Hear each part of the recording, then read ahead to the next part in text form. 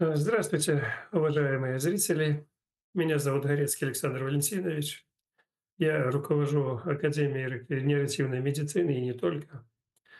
Э, Занимаюсь этим достаточно долго, разрабатываю новые методы оздоровления людей, продления жизни. Очень много разработок у меня. Я написал 4 книги, которые успешно продаются в Европе. И сегодня я хотел бы остановиться на очень интересной передаче, которая шла по центральному телевидению. Малахов вел ее, и что меня поразило, он нашел людей, которые фактически в советское время при СССР занимались разработками определенных методов, ну, где-то работали в спецслужбах, и они участвовали в экспериментах, и эти эксперименты, ну, ошеломляющие результаты дали в свое время, но в то же время они не были известны до сих пор. Что меня поразило, это то, что опытным путем было доказано, что существует душа, что существует реинкарнация, переселение душ после смерти человека.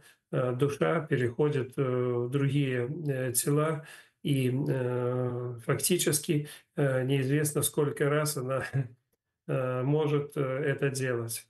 Что мне в этом понравилось, это то, что делали эксперимент, например, на 20 человеках, их вводили в глубокий транс под гипнозом и выясняли, кем они были в предыдущих жизнях. И как минимум у 10 человек выяснялось, что действительно существовали такие люди, спецслужбы эту информацию перепроверили, по тем сведениям, которые были поданы под гипнозом, и выяснили, что реально эти люди существовали. Так что э, реинкарнация, переселение душ это реальность. Мало кто знает, для меня это не новость. Я просто не думал, что это можно было доказать опытным путем и что это доказано фактически. Например, это элементарно делалось любым гипнотизером. Любой гипнотизер это проверял сотни раз, и потому что он не разговаривает с человеком под гипнозом, он разговаривает с душой человека, с душой, которая живет много-много, возможно, сотен, а может и тысяч лет, кто знает. Поэтому вот такие вот дела. Что касается того разговора, который сегодня у нас есть, это разговор о том, что реинкарнация, она реальна, и в то же время она имеет огромное значение в жизни человека. Я называю процесс реинкарнации или вселения души в тело человека какой-то степени лотерею. Если человек рождается, и он генетически э, выглядит как его предки, родители, как мать, отец, как дедушка, бабушка, можно сказать, где-то там предки, вот, то душа, она непонятно, по каким причинам, по каким критериям отбирается для какого-то человека. Кто это делает, как это происходит. До сегодняшнего дня это тайна из тайн. И когда занимаешься лечением, понимаешь, что люди имеют проблемы согласно своей, можно сказать, кармы своих предков, которые его родили или жили до того. Но огромное значение имеет душа, которую человеку дали, характер человека, его привычки, его отношение к людям. Вообще, вот у меня есть очень хороший знакомый за границей, гипнотизер, с которым мы очень дружим, можно сказать. И он мне рассказывал, как это все он делает и как это происходит, и для чего душа фактически переселяется. Ее единственная, можно сказать, логическая цель — это улучшить то, что человек делал в предыдущих жизнях. Проблема состоит в том, что если человек раньше занимался сельским хозяйством, сейчас все механизируется, но нет такой потребности заниматься этим. И вот поиск души, занятие чем-либо другим, этот поиск очень плачевно сказывается на судьбе человека. Потому что в многих ситуациях не может найти себя. Так оно и называется, просто найти себя в жизни. И трудно объяснить его неудачи в поисках, то, чем он должен заниматься. Здесь еще интересный момент, на который я бы хотел обратить внимание. Я, когда был еще школьником, можно сказать, было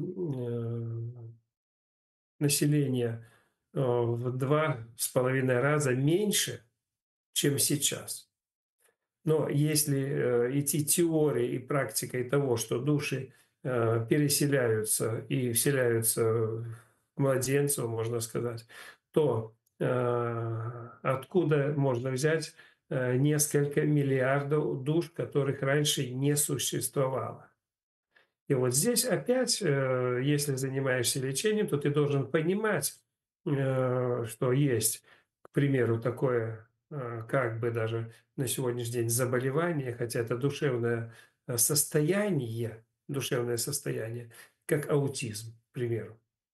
Многие считают, что это ненормальное явление, а в большинстве случаев это просто где-то молодая душа, которая не знает, что делать. Это рожденный человек с душой, за которой нет ничего, никакого опыта в жизни, так как есть у некоторых за плечами. Дети, которые рождаются, некоторые пишут музыку, танцуют, пишут, рисуют что-то.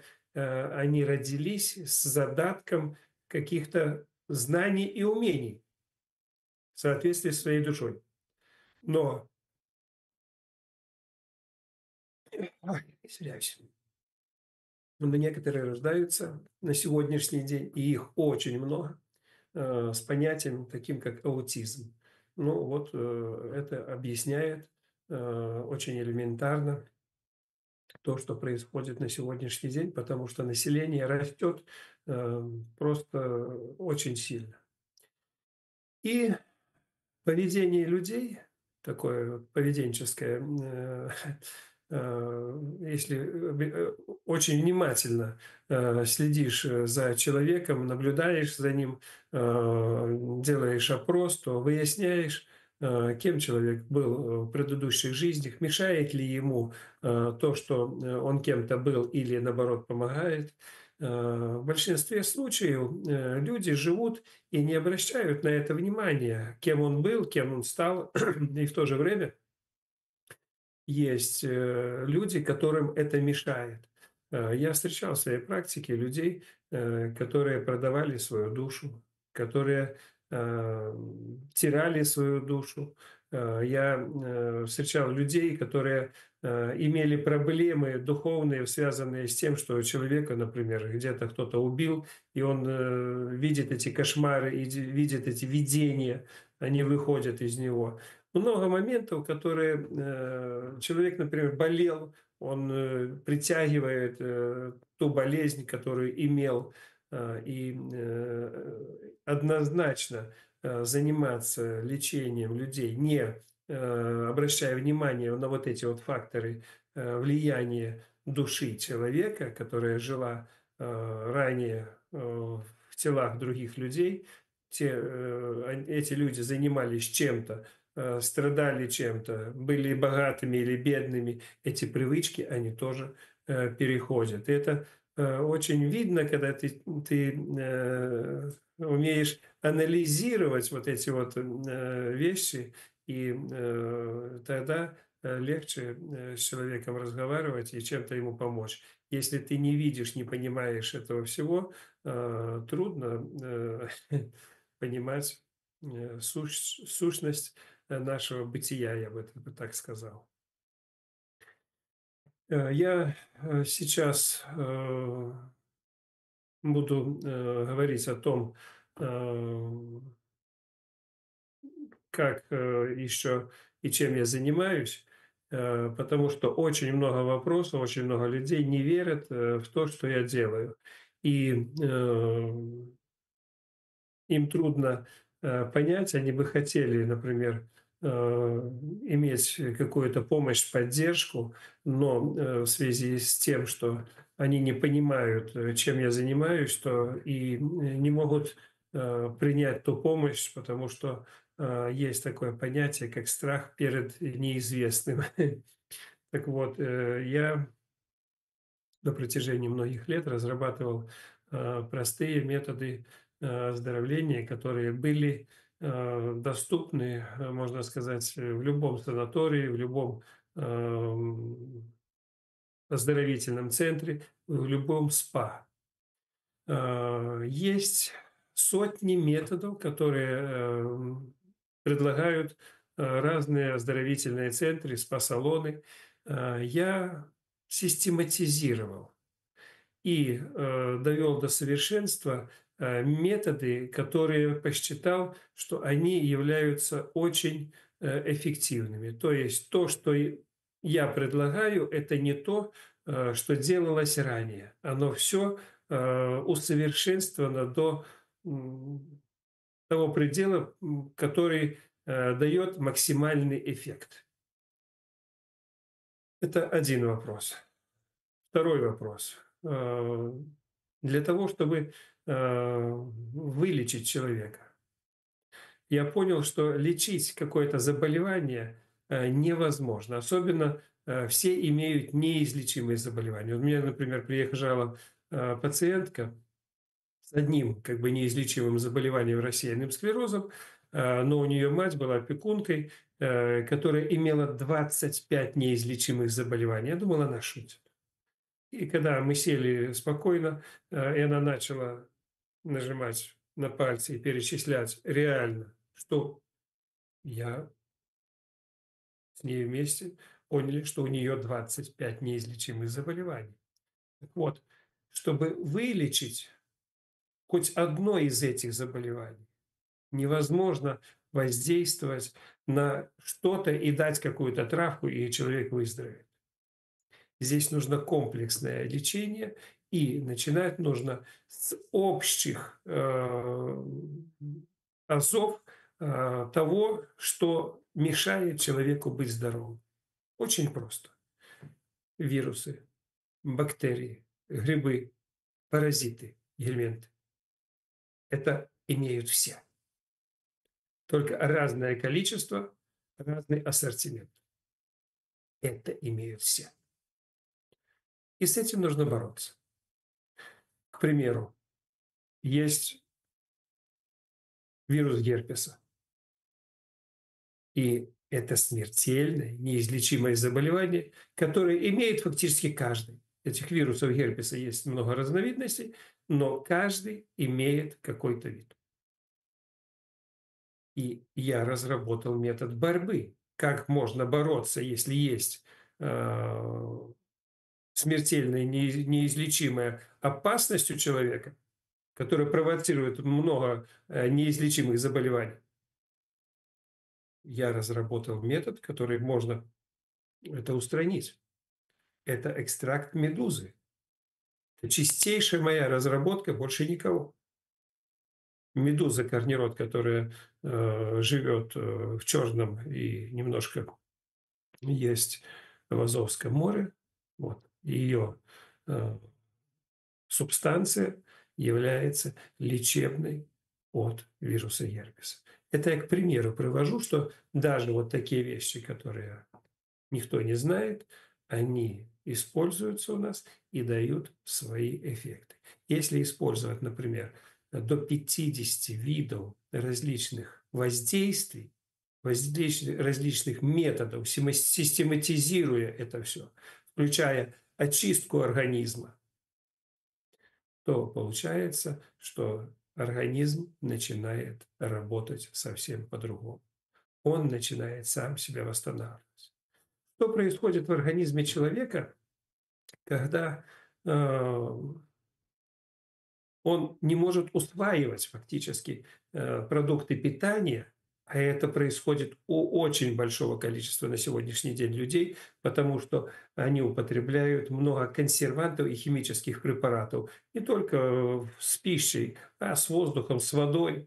Я столкнулся здесь вот в Талице с водой в водопроводе, которую я считаю, что просто людям давать нельзя, категорически нельзя. Ну, не буду рассказывать, какие ощущения при употреблении этой воды, или даже просто ну, и ванну даже невозможно набрать. Просто страшно. Вот, поэтому население, например, такого города, как Талицы, я вижу здесь проблему с водой и проблему у людей, которые, когда я приехал, я ну, э, в санатории там несколько человек у меня было, и я им сказал, вот видишь, здесь у вас экологическая катастрофа, и особенно женщины подвержены гормональным сбоям. У них, ну, я бы сказал, у 70% избыток веса идет. Это гормональный сбой на основании употребления где-то вот этой вот воды нехорошей. Поэтому нужно знать причины и максимально их устранять.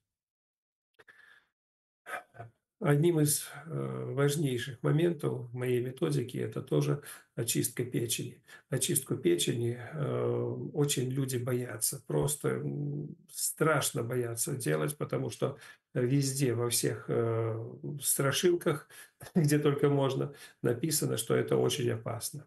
И написано о том, что может быть потом операция, потом осложнение и все такое.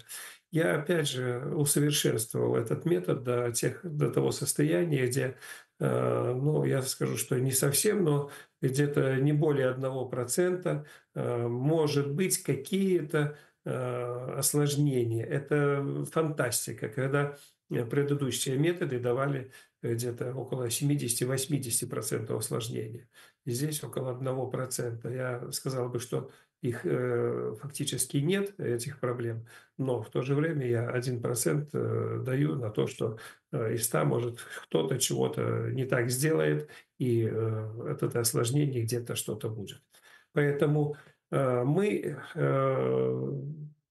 думаем, что те методы, которые мы рекомендуем, и человек делает, он делает так, как мы написали в книге, например. Но в практике люди– это люди, и человеческий фактор, он всегда существует, и он иногда негативно сказывается на некоторых вопросах. Почему я начал с реинкарнации? С души, с переселения душ, можно сказать.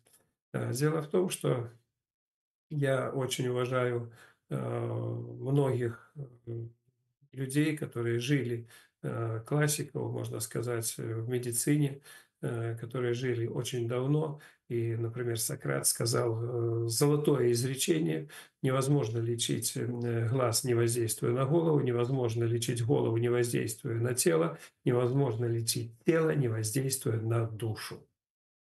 И вот это золотое изречение, я понял, как, что делать. Я создал систему самопрограммирования подсознания. То есть сам человек может избавить себя от Если раньше называли где-то какая-то Порча, сглаз, проклятие, карма, вот это вот люди ходили к каким-то гадалкам и вру ведьмам и всё такое. На самом деле, здесь все очень просто.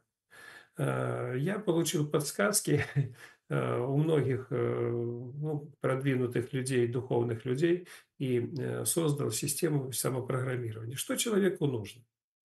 У каждого человека есть проблемы духовные. Его нужно, привести в такое состояние, чтобы, избавить его от воздействия злых сил, которые негативно воздействуют. Нужно, чтобы он обратился к силам хорошим, добрым, к духам своих предков. Шаманы всегда обращались к духам предков, просили их, чтобы человеку помогли избавиться от духов болезни. Но это можно, раскрываю вам тайну, это может человек сделать сам. Не надо никакие гадалки, никакие там ясновидящие. Все человек может сделать сам, без никакого участия, без моего, без ничего. Есть просто алгоритм, который человек читает, пишет сам, сам понимает, что он делает. Есть пункты, которые ему нравятся, в этом собрании не нравятся. Он может исключить или уточнить, нужно это или нет, для чего оно и как, и, используя, есть фантастические результаты. 50% методики, которые я использую, это фактически не только физическое воздействие, но это еще воздействие на душу человека.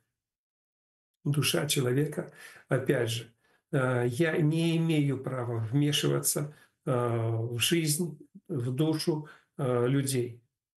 Это чревато для человека, который вмешивается. Поэтому сам человек должен исправить то, что он сделал или сделали его предки. И, конечно, совершать только положительные поступки. То, чего люди забывают делать вообще в природе. Я коснулся вот в России особенно, э, как я и раньше говорил, есть очень много бездушных людей. Есть много людей, которые очень плохо относятся к другим. Есть люди, которые просто, ну, сам негатив. И, и в их жизни ничего не изменится в лучшую сторону, кто бы их ни лечил, если они не изменят себя. Не изменив ничего, ничего не будет. То есть, когда человек хочет изменить свое здоровье, то нужно менять и свою судьбу. А для этого нужно измениться самому, изменить свое отношение к людям, отношение к работе, отношение к обществу. Счастье, я много раз повторяю, это не деньги, это не друзья, не собутыльники, это состояние души. Если человек счастлив, то он счастлив от того, чем он живет, чем он дышит, с кем он живет. Это факторы, которые человеку помогают или мешают. Поэтому я вот восстанавливаю санаторий. Хотел бы отметить, что независимо от того, что я очень много прошел ненужных каких-то согласований, каких-то, ну, много ступеней, непонятно для чего, понятно для чего. А, подачей газа для санатория. Наконец-то вчера нам дали газ, и я очень счастлив. И независимо от того, что есть люди, которых я э, встретил на своем пути, на пути подачи газа, которые препятствовали очень сильно, которые неизвестно, что хотели. Я бы хотел им сказать спасибо, большое спасибо, газ у меня есть. И еще больше спасибо хотел сказать тем, кто мне помогали. Хотя, что интересно, их было очень мало. Просто катастрофически мало. Не знаю, что происходит с людьми. Все хотят жить хорошо, но все мешают друг другу жить. Какое-то предвзятое, какое-то ненавистническое отношение не только ко мне, ко всем людям, которые окружают их. Но трудно вам будет в жизни, но это ваша карма, ваши отношения, ваша жизнь. Поэтому трудно поддаются люди, которые совершают различные вот подобные поступки, когда мешают людям жить.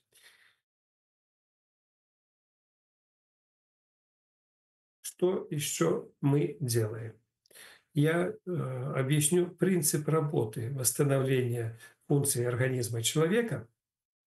Мы первое, что даем, человек приходит, например, на процедуры, он выпивает чай целебный, неимоверной эффективности, силой обладает чай, который я создал. Он сам по себе восстанавливает функции всего организма. В этот чай входит около 20 трав, ну, не трав, растений лечебных, можно сказать. И эти растения подобраны настолько эффективно, что ко мне приезжало очень много людей, поверьте, с различными аллергиями на отдельные растения, которые входят в том числе в этот чай.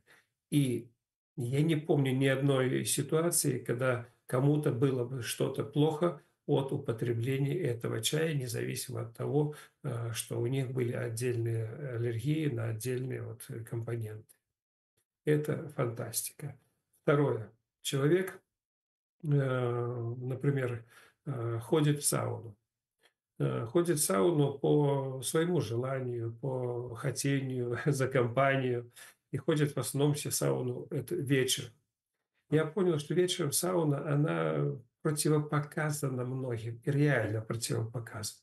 Но если эту сауну сделать утром, когда человек еще бодр, полон сил, и дополнить эту сауну еще обливанием ледяной водой, массажем бамбуковыми палочками, которые дают очень много гормонов счастья, то сауна является сильнейшим лечебным средством. После сауны, обливания, массажа есть такой вид массажа подводного, который я тоже усовершенствовал очень и компонентами, которые добавляем в воду, и самим принципом работы. Этот массаж просто фантастически дает результат. Что он еще дает дополнительно? Он делает очистку каждой поры, которая находится у нас на коже. Он просто очищает все поры на коже. После того, как мы очистили поры на коже, мы даем человеку возможность обвертывания. Это экстракт медузы от герпеса, это бальзамы, это сакская грязь, которая является лучшей грязью в мире. Затем мы делаем пилинг солью, и затем человек находится натертый несколькими компонентами. Как вы думаете, сколько?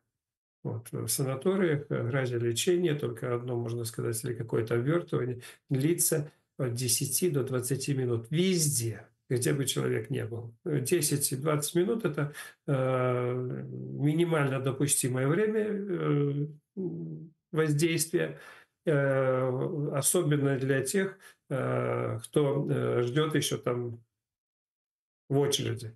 То есть большое количество времени невозможно сделать в санаториях, например, потому что очередь большая и мало людей смогут получить эту процедуру. А у нас человек находится в последнем этапе, то есть около часа у нас происходит, полчаса-час, в зависимости от различных компонентов, натирание вот этого вот обвертывания, и потом еще 2 часа с этими всеми компонентами человек находится спящем состоянии. То есть они спокойно отдыхают, спят. Я принимал грязелечение в санатории, например, в том же городе Саки, в Евпатории. Там давали мне на все тело грязь, одно ведро на кушетку, ложишься на кушетку, потом на тебя выливают еще ведро грязи и оборачивают брезентом, и ты 20 минут чуть выдерживаешь даже со здоровым сердцем. Поэтому показания и противопоказания применения грязей, они сделаны индивидуально для тех процедур и как они делаются, где, в каких условиях.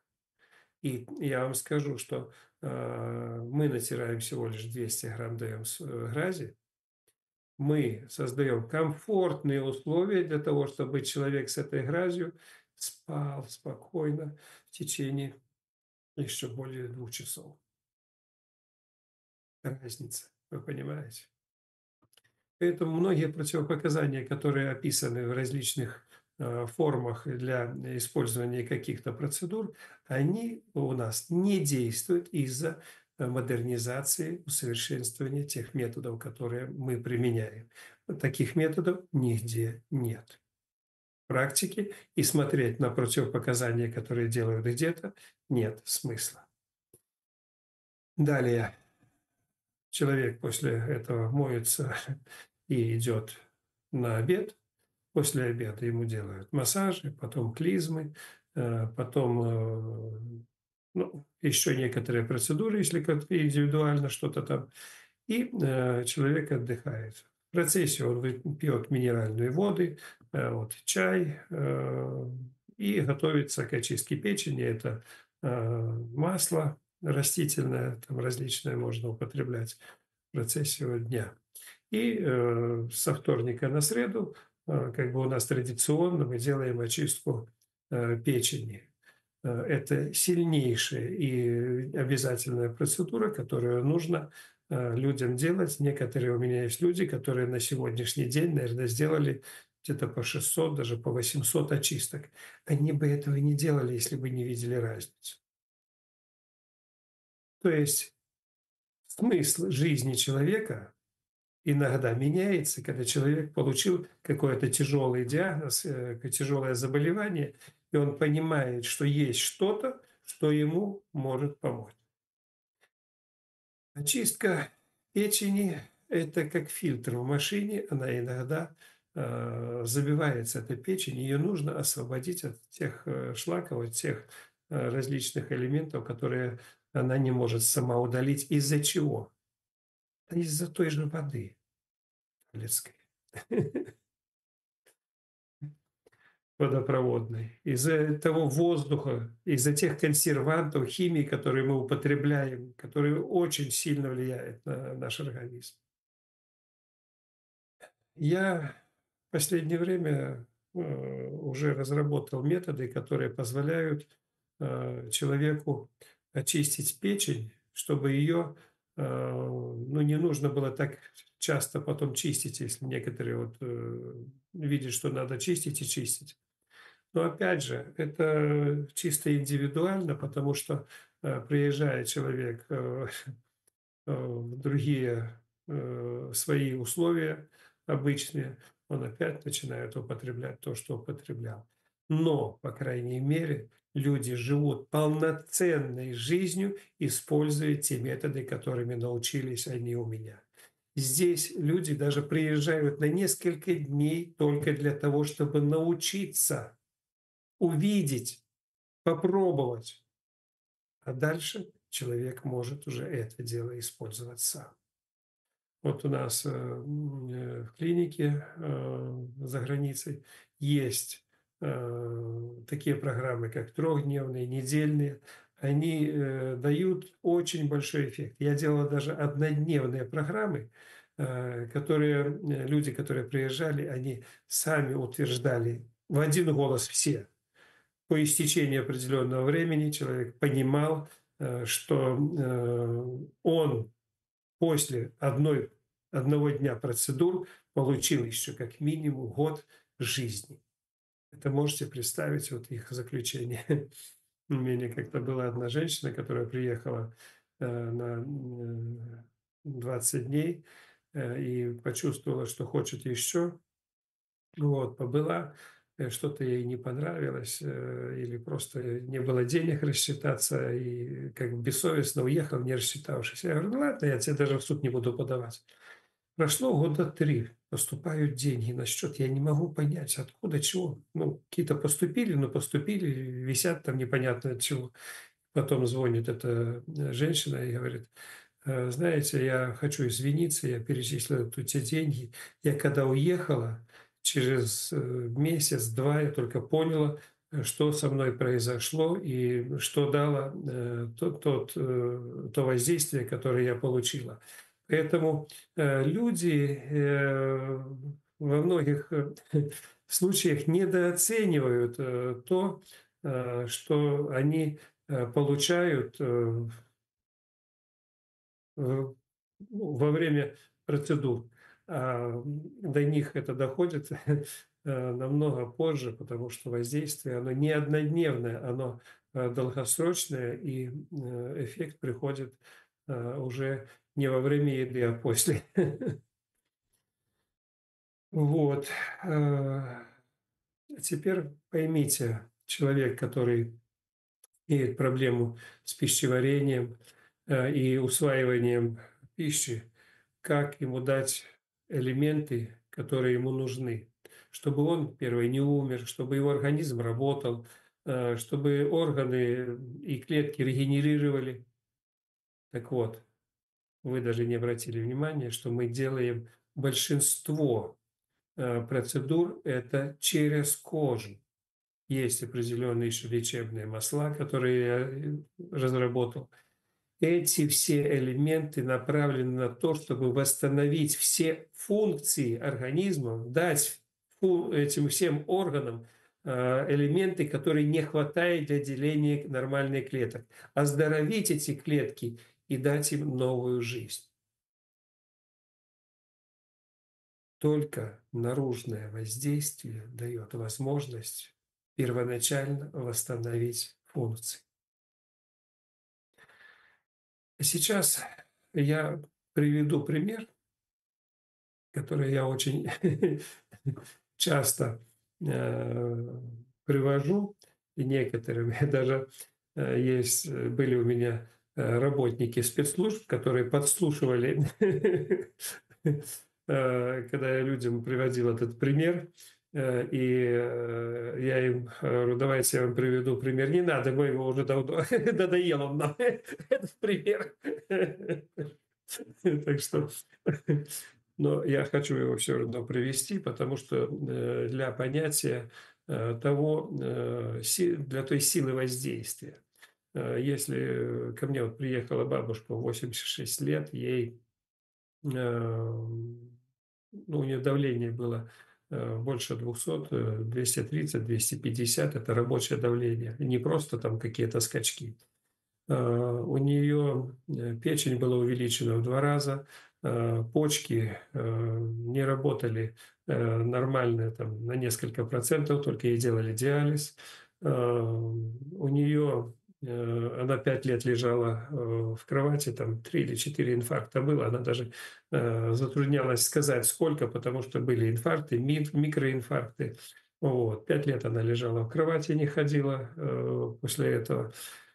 Далее опухоль была 14 сантиметров возле яичника, и даже такой показатель, как зрение, было +8, катаракта, глаукома, операции. Шансов на восстановление зрения было 0, сами понимаете, как все врачи говорят, без того, что я даже перечислил. И такая динамика, через 10 дней она начала ходить, через полгода она ездила на лыжах, через год у нее все анализы были как у младенца, зрение восстановилось до единицы, стопроцентное зрение у нее было. И опухоль уменьшилась с 14 сантиметров до 7. Она пошла на обследование плановое, потому что она была инвалид, числилась. и ей сделали обследование, посмотрели давление 120/80, анализы, как у младенца, у бабушки 86 лет. Они без проблем вырезали опухоль, откосили деньги, которые причитаются за операцию. Раньше они даже и думать не могли об операции, потому что при давлении, при анализах тех, которые были, это было невозможно и нереально. Так вот, эта женщина прожила 9,5 лет. Я ее упрашивал еще приехать на лечение, но они не приезжали, потому что боялись того, что им отменят по результатам анализа и всех данных вот это вот опекунство, пенсию по инвалидности. Это, они жили в Германии, это очень большие деньги. И она до последнего дня ходила сама без никаких проблем, видела 100%. И ну, жаль, что она не приехала. Мне было бы интересно, до скольки лет можно продлевать жизнь. Но люди в основном живут до тех пор, до которых они хотят. То есть я так понимаю, что она устала жить, и поэтому она не хотела больше приезжать для того, чтобы ей продляли. Это основной фактор, кстати. Когда люди приезжают ко мне и говорят, что вот мы привезли там кого-то, он не сильно хочет лечиться, но мы хотим, и чтобы он был здоровый, я не беру таких людей, потому что нет смысла насильно кому-то давать здоровье, потому что он и так умрет, и потом испортит мне репутацию, потому что жизнь человека, она в его руках. Вот.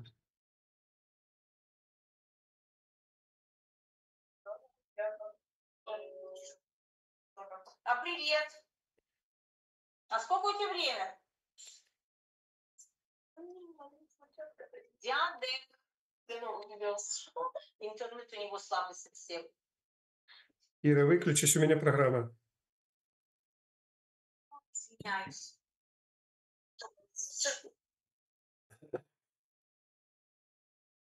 Так вот, жизнь человека – это, как говорят, реально в его руках, и только он имеет право решать, нужно ему жить или не нужно. Хочет он быть здоровым или не хочет. Поверьте мне, я встречал людей, которые были очень больные, но ничего делать абсолютно не хотели, их это устраивало. По многих причинам, различные есть причины этому. Сейчас, я не знаю, у меня истекает время, если не истекло уже. Есть вопросы у тех, кто находится сейчас? У нас в студии там несколько человек у нас есть. Хотите задать какие-то вопросы?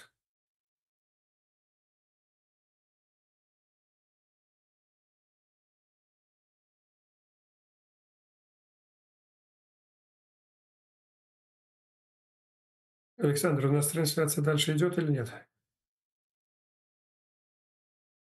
Мгм. Ясно. Ну, я не знаю, как выразить еще, объяснить принцип работы того, что я делаю. Есть механизм, который работает, проверен. И, честно говоря, для э, людей, которые знают меня, которые пользуются и пользовались моими методами, или же посмотрели много фильмов, у меня около 1000 фильмов в интернете, но они в основном в Ютубе, который сейчас заблокирован для русскоязычного населения. И что самое интересное, он заблокирован иногда не только для того, чтобы русские не смотрели. Там даже блокируется там больше 10 лет, по-моему, мы уже ведем этот канал. И я сам даже как создатель этого канала иногда не могу посмотреть фильмы, которые больше года, что самое интересное. Но YouTube – это система, которая регламентирует сама, что хочет, как хочет, и поэтому здесь сложно сказать, э, как она дает возможность или нет. Но я смотрю, там несколько человек есть, но вопрос они не задают, или все понятно, или все непонятно. Что интересно, то другие, на других языках, когда я веду программу, люди подключаются, очень активно участвуют. Сегодня что-то очень пассивно. Вижу, кто-то там включил микрофон. Прошу. Здравствуйте, это Светлана. Ну, просто тут уже вопрос задать. Ну, Просто прошу. эфир так. Алло, не слышно меня? Да-да, Светлана, слышно. Да, вот все понятно. Сегодня эфир такой хороший был, прям я заслушалась. Вот, поэтому все понятно. Осталось только, конечно, проверить это все лично посмотреть, а так все понятно. Ну, Да. тогда очень хорошо, что все понятно. Да. Спас Спасибо вам тоже за участие, за то, что вы смотрите. Ну что, всего хорошего тогда, удачи вам. И как я отразил в своей методике вот этой самопрограммирования подсознания, я желаю вам, чтобы ваши все позитивные желания сбывались. Всего вам хорошего, счастья, милости, любви, удачи. И делайте добро людям, дарите добро. Вам оно вернется многократно. Не забывайте об этом. До свидания. До следующей встречи.